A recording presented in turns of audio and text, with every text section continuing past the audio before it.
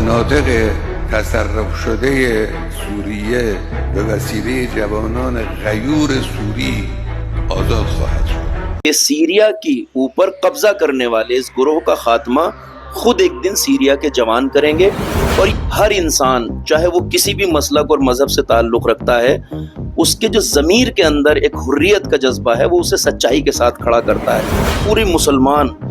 آج آیت اللہ خامنئی کو اپنا آئیڈیل مان رہے ہیں۔ جو دین کے لیے کھڑا ہوتا ہے، جو سچائی کے لیے کھڑا ہوتا ہے، جو حق کے لیے کھڑا ہوتا ہے، اللہ اسے ایک تو گہری بصیرت اور بینائی دیتا ہے، معاملات کو سمجھنے کی صلاحیت دیتا ہے، اور پھر پاک دلوں میں اس کی محبت کو ڈال دیتا ہے۔ آیت اللہ خامنئی ایک ایسی شخصیت ہیں جن کی گہری نظر ہے حالات کے اوپر۔ تو ایک بدماشوں کا گروپ تھا، کل تک داعش تھے یہ، جو کیمروں کے آگے لوگوں کی گردنیں کاٹتے تھے، پھر اس نے جو ہے وہ کوٹ اور ٹائی لگا کے سامنے آ گیا ہے، بٹ انہیں نہ حکومت کرنا آتی ہے نہ ملک چلانا آتا ہے۔ آج سیریا میں یہی ہوا کہ مسلمان بڑے خوش تھے کہ صاحب یہ الجولانی ایک خلیفہ بن گیا، وہاں پہ اسلامی حکومت قائم ہو گئی، جیت لیا۔ ہمیں ظلم سے لڑنا ہے، یعنی ظلم کے سامنے کھڑے ہوں۔ داعش کو انہی لوگوں نے بنایا، مسلمانوں نے ان کے لیے نعرے لگائے۔ جبہت النصرہ انہوں نے ہی فنڈنگ کی، مسلمانوں نے نعرے لگائے۔ اب یہ جو آپ نے سیریا میں دیکھا، یہ بڑا صاحب دھرے کے ساتھ آئے، مسلمانوں نے ان کے لیے نعرے لگائے، مگر یہ پوری طرح قدموں میں پڑے ہوئے ہیں آج اسرائیل اور امریکہ کے، کہ جو اہل بیت کی تعلیمات کو نہیں سمجھے گا،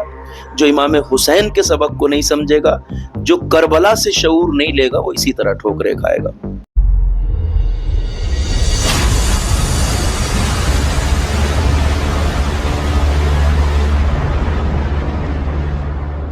سوالات تو بہت ہیں علی مرزا آپ سے، لیکن ایک سوال لاسٹ میں آپ سے یہی کرنا چاہوں گا کہ رہبر معظم آیت اللہ سید علی خامنئی صاحب نے جتنے بھی بیانات دیے اور وہ چیز کو بیان کرتے ہیں، تو آپ یہ کیسے دیکھتے ہیں اس کو کہ رہبر معظم نے کہا تھا کہ اس ظالمانہ سرکار کو سیریا کی جو آتنکی جولانی ہے اس وقت راشٹرپتی بنے ہوئے تھا، یہ پہلے آئی ایس میں تھا، ٹھیک ہے، تو یہ آ گیا ہے، تو آپ اسے کیسے دیکھتے ہیں؟ یہ سرکار گرے گی، ختم ہوگا، یا اس پہ کیا رائے رکھتے ہیں؟ دیکھیے 100% رہبر معظم جو آج پوری دنیا اسلام جن سے محبت کر رہی ہے، ہمیں اس بات پہ فخر ہے، اور یہ وہ بڑی سچائی ہے جسے سارا عالم اسلام جانتا ہے۔ ہر انسان چاہے وہ کسی بھی مسلک اور مذہب سے تعلق رکھتا ہے، اس کے جو ضمیر کے اندر ایک حریت کا جذبہ ہے وہ اسے سچائی کے ساتھ کھڑا کرتا ہے۔ اور آج آپ جو دیکھ رہے ہیں کہ پوری امت اسلام، پوری مسلمان آج آیت اللہ خامنئی کو اپنا آئیڈیل مان رہے ہیں، مسلمان نوجوان قصیدے پڑھ رہے ہیں ان کے، وہ اسی لیے ہے کہ جو دین کے لیے کھڑا ہوتا ہے، جو سچائی کے لیے کھڑا ہوتا ہے، جو حق کے لیے کھڑا ہوتا ہے، اللہ اسے ایک تو گہری بصیرت اور بینائی دیتا ہے، معاملات کو سمجھنے کی صلاحیت دیتا ہے، اور پھر پاک دلوں میں اس کی محبت کو ڈال دیتا ہے۔ یہ اللہ کا قرآن میں وعدہ ہے کہ جو اللہ کے لیے عمل کرتا ہے، اللہ اس کی محبت لوگوں کے دلوں میں ڈال دیتا ہے۔ آیت اللہ خامنئی ایک ایسی شخصیت ہیں جن کی گہری نظر ہے حالات کے اوپر، جن کے بارے میں کونڈولیزا رائس نے کہا تھا، جو صدر بش کے زمانے میں وزیر خارجہ تھی امریکہ کی، اس نے کہا تھا کہ یہ انسان اتنی گہرائی سے معاملات کو دیکھتا ہے کہ جو ہم پلان اندر بیٹھ کر اپنے بڑے بڑے تھنک ٹینک اور مفکروں کے ذریعے بناتے ہیں عالم اسلام کے خلاف، اسے یہ آدمی ایک تقریر سے دھواں کر دیتا ہے۔ تو ان کی بصیرت اتنی گہری ہے، اور انہوں نے یہ بات سچ کہی ہے، اور یہ سچ ہو کے رہے گی، اسے ساری دنیا اپنی آنکھوں سے دیکھے گی۔ انہوں نے کہا تھا